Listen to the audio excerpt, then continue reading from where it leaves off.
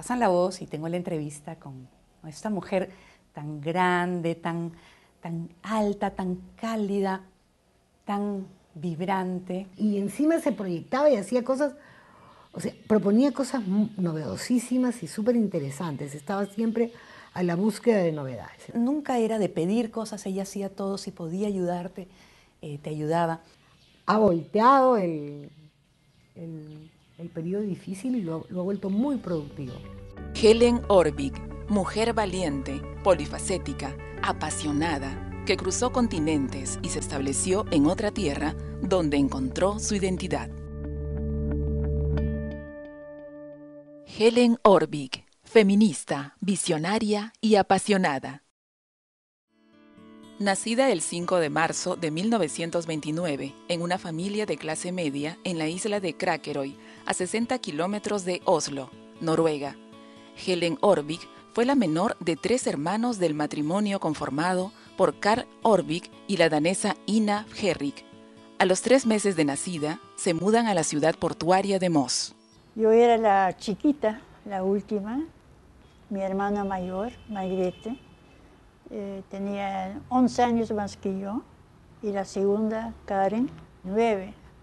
Y mi hermano Knut, 5 años mayor que yo. Creo que sobre todo mi hermana Karen, había una relación de mucho cariño entre nosotros, ¿no?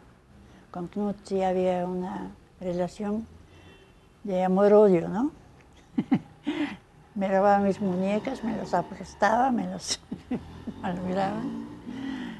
Y además tenía que cuidar y luego él era desobediente. Así que mi mamá tenía más confianza en que yo le esté chequeando. Mi mamá era muy estricta, ¿no? Y eso me ha marcado, porque siempre he sido tímida. Lo que me ayudaba era que rendía bien en el colegio, ¿no?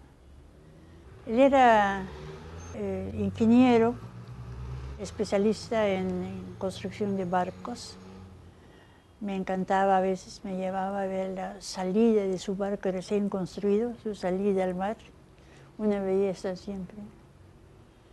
Porque era una ciudad de puerto, ¿no? Había mucho movimiento de barcos, de pesqueros. Y yo tenía pues, la playa a 3 cuadras, el bosque a 7 cuadras, el colegio también, así menos de 7 cuadras, creo. Yo tenía una infancia tan libre. En el barrio todo el mundo salía a la calle a jugar juntos, ¿no? Hombres y mujeres. Y no había, entre los niños no había tanto separación. Y era una vida muy armoniosa, ¿no? Sin embargo, esa infancia libre y despreocupada estaba a punto de cambiar. En 1939, Hitler invade Polonia y se inicia una de las épocas más oscuras de la humanidad, la Segunda Guerra Mundial. El 9 de abril de 1940, en un ataque relámpago, invadiría a la neutral Noruega. Las tropas alemanas marcharon victoriosas por las principales calles del país.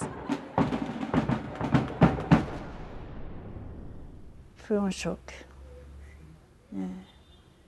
No entendía yo nada realmente. Había estado escuchando discusiones entre mi padre y un amigo de él sobre que se aproximaba un peligro. La resistencia, digamos, lo que había de soldados en Noruega, lucharon muy duramente, ¿no? En el interior del país. Y según iban perdiendo batallas, llegaron a ir a Londres, se escaparon a Londres, como el rey y el delfín, todos se fueron también a Londres. Y eso era durante la guerra una cosa muy linda, porque del BBC, toda la noche, segunda hora, era la hora para Noruega. Y ahí recibíamos noticias sobre la guerra, etc. Pero por radio. Pero lo peor es que muy pronto los alemanes requisieron todas las radios de la ciudad. Algunos escondían un aparato en el subsuelo y así ellos escribían, copiaban las noticias en todos los círculos no nazistas, ¿no? Era una lucha permanente de estar limpio, de no tener nada que ver con los alemanes ni con los nazis. Muy duras, ¿no? Muy duras. Con los alemanes ahí seguíamos en nuestros colegios, pero después los soldados agarraron todos los colegios y tuvimos que buscar hacer clases en casas particulares. Ahí había pues maestros nazis. Era un fenómeno de nazi, porque nosotros no podíamos entenderlo. Con él aprendimos más que con cualquier otro maestro. Pero lo odiamos. Y fuera de clase, si lo encontramos en la calle, pasando por él en la calle, nadie saludaba. Él venía por primera vez en su uniforme de Hirt, que era, digamos, como los chicos alemanes, ¿no? No lo podíamos entender cuando lo vimos con ese uniforme. Pensábamos, no puede ser. Nosotros tenemos así unas fantasías locas, pensando que, bueno, puede ser alguien que hace espionaje, ¿no? Que en el fondo está a nuestro lado. Y que esa es una cáscara que se pone. La vida en la invadida Noruega era dura y la escasez pronto se sintió en todos los hogares. Para la familia Orvig, esto significó largas colas para conseguir alimentos.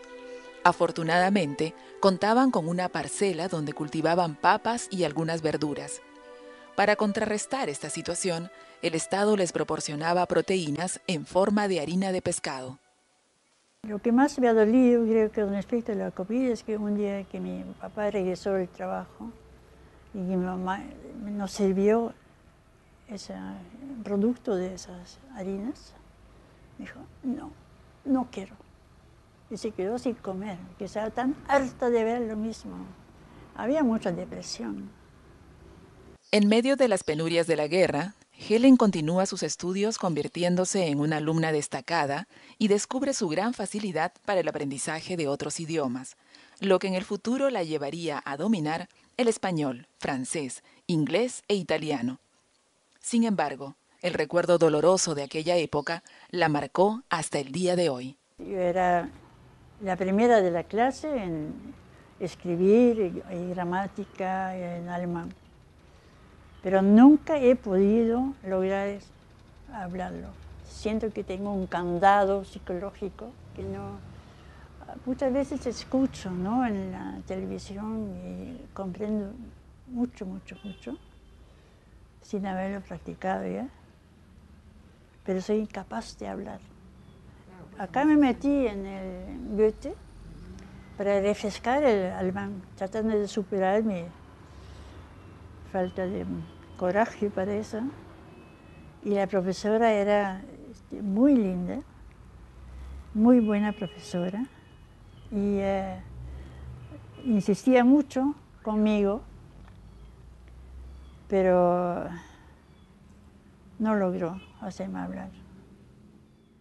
Sus constantes visitas a la Biblioteca Municipal de Moss despertaron en ella una gran pasión por la poesía y la narrativa. Al terminar la secundaria, Helen se encuentra en la disyuntiva de estudiar matemáticas o literatura. La visita de un amigo cambiaría su futuro. Un estudiante, primo de un amigo, llegó de Oslo a Moss y como sabemos, él estudiaba literatura. Yo dije, ¿cómo se puede estudiar literatura en la universidad? Me decidí para ir a Francia. Yo iba a la universidad, a la Sorbona, con un programa estrictamente cultural para extranjeros. Solamente cuando regresé, 3 años después, con mi beca, estudié realmente literatura, ¿no? Me fascinó la literatura. Eso fue más difícil para mí profesionalmente, porque ahí sí me sentía muy sola, no tenía amigos en París. Y había sí algunas algunas chicas noruegas, pero no el tipo de persona que podría significar algo, ¿no? El París de la posguerra y su timidez empujaron a Helen a refugiarse en sus estudios y a disfrutar de esporádicas visitas a la ópera. Vuelve a Oslo y en 1951 obtiene una segunda beca del gobierno francés para elaborar su tesis. Al año siguiente, en un almuerzo organizado por el consulado noruego, conoce a un joven filósofo peruano que daría a su vida un vuelco inesperado. Un muy buen amigo de Oslo, de la Universidad de Oslo, que se llama Asbjørn. Él estaba en École Normale Supérieure, que no sé si es la escuela de los intelectuales máximos, donde estaba Sartre. Lo llamé por teléfono. Entonces apenas los oí saludar, me dice, oye, acá he conocido a un filósofo marxista espiritual con una inteligencia fabulosa. Tienes que encontrarte con él, conocerlo. El consulado llamaba a los jóvenes noruegos a almorzar, ¿no? Entonces ahí fuimos con Asbjørn y con Augusto, ¿no? A almorzar con los noruegos en París. Ahí comenzamos a hablar sobre Heyerdahl y su flota con Tiki para llegar a las Islas Pascua, ¿no? Claro, claro. Fue un punto en común, la salida del Callao con Tiki. Nosotros salíamos a pasear por la calle y en esa época tanto Augusto como Asbjørn estaban fascinados con Kafka. Y nos hablaban de Kafka, nuestros paseos en las calles, muriéndonos de risa. Bueno, ahí fue con Asbjørn y Augusto una serie de situaciones bellas, ¿no? Lindas, discusiones muy lindas. Se trataba de Augusto Salazar Bondy, reconocido filósofo, educador y periodista, nacido en Lima en 1925 y que se encontraba becado en París. Surge entre ellos una profunda amistad y una fuerte atracción que envuelve a la pareja, originando en Helen un cambio en su manera de pensar.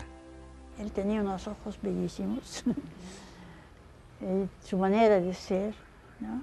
Y la verdad es que yo siempre en Noruega nunca pensaba en casarme, pasar por eso, pero me gustaba mucho su compañía. Y me di cuenta que si me iba a casarme alguna vez en mi vida, saldría con él. Era el único hombre que había conocido que realmente con quien quería compartir mi vida, ¿no? Entonces él se fue de Europa, regresó acá a Lima. Y a las 3 semanas me di cuenta que estaba embarazada. Porque él me preguntó, ¿no? Si iba a venir acá. Yo dije, yo creo que tenemos que seguir nuestra correspondencia. Perú es para mí algo tan lejano. Quisiera saber más antes de decidirme. Me expresó su decepción de que no había aceptado venir, que él había retomado su relación con Ita. Y ella estaba muerta de pena, ¿no? Yo le dije, mira, yo no pienso casarme a causa del embarazo, ¿no? Sin cortar su relación epistolar con Augusto, Helen regresa a Noruega en abril de 1953 y en octubre de ese año nace su primera hija, Anne.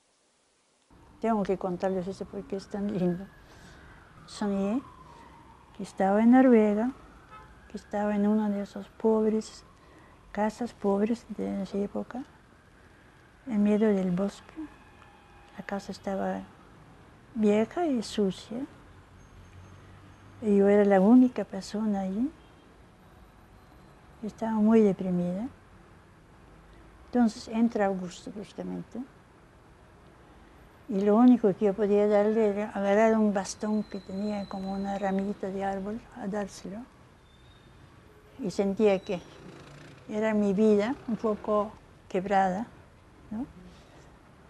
Y cuando él lo recibe, se abre como un ramo de flores. Siempre me emociona eso. Y después, sí.